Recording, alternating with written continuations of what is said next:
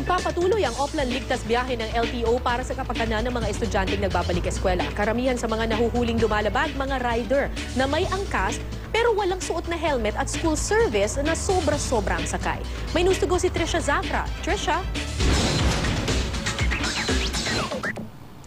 Kara sa nakaraang 4 na araw ng Oplan Ligtas Biyahe ng Land Transportation Office o LTO, bumibilang daw sa 100 yung mga nahuhuli nilang lumalabag sa batas trapiko. Mas mababa raw yan sa 200 araw-araw na violations kara noong nakaraang taon na panahon din ng pasukan. Gayunman, nangunguna pa rin daw sa listahan ng LTO yung mga magulang na hatid sundo at isinasaka yung kanilang mga anak sa kanilang motorsiklo nang hindi sinusuotan ng helmet.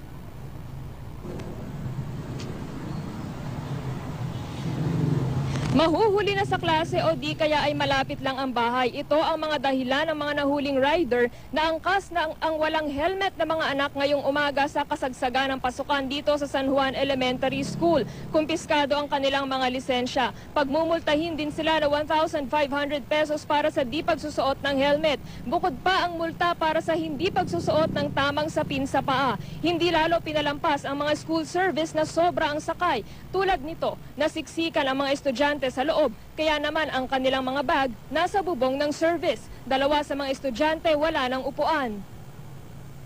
Bakit kayo sa gitna nakaupo?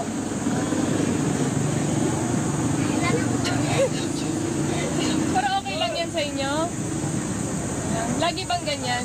Ano itong service? Ano oras lang? Yan, pwede pa yan. Para Binaklas ang plaka ng mga lumabag na school service. Ang pakay po natin dito ay yung kaligtasan ng ating mga mag-aaral, especially the series of accident na nangyayari ngayon, ay dapat po sumunod tayo sa batas trapiko para sa ganun ay makaiwas tayo sa disgrasya. Nahuli rin ang isang kolorong van. Laking gulat ng mga tauhan ng LTO na imbes na lisensya, ID ng CIDG Camp Crame ang iniabot ng driver. Yun pala, nakumpiska na ng MMDA ang lisensya ng nagpakilalang si STO4 Quirico Cargullo Jr. noong April 4 dahil din sa pagiging kolorum. Hindi malinaw kung aktibo pa siya sa serbisyo dahil hanggang October 2013 lang ang bisa ng kanyang ID at tumanggi rin siyang sagutin ang mga tanong tungkol dito. Pero ito lang daw ang kanyang masasabi. Maganda daw ito kaysa mangutong. Ano yun, sir? Sorry? Mas maganda na ito kaysa mangutong. Mas maganda na ang alin, sir? Maganda po ito. Second offense ng kolorum is 12,000. Ang protection ng mga pasahero ay walang kasiguruhan. As kolorum kasi, di ba?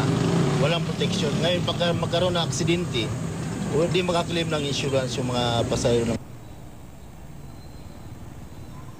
At yan muna ang latest mula rito. Balik sa iyo, Kara. Maraming salamat, Trisha Zafra.